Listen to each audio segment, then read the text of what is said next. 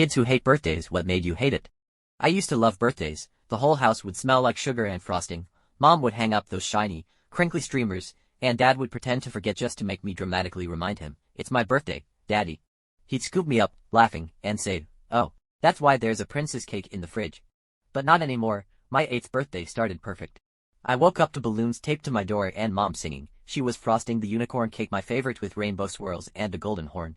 Dad had already left for work, but he'd kissed my forehead before dawn and whispered, "Be home by 3 o'clock, promise."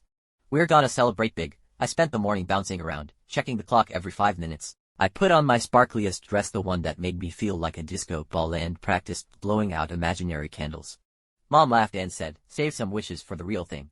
At 2:30, I planted myself by the window. Dad's car wasn't in the driveway yet, but he'd be here soon. He never broke promises. Then Mom's phone rang. Her smile dropped so fast it was like someone yanked it off her face. Her hands shook as she pressed the phone to her ear. "What?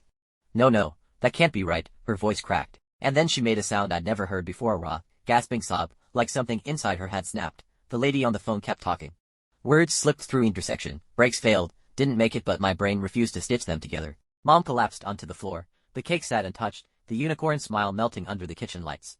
The balloons sagged against the walls, like even they didn't have the energy to float anymore. That was 3 years ago. Now, Mom still buys a cake. She still sings. Her voice thin and careful, like she's walking on ice.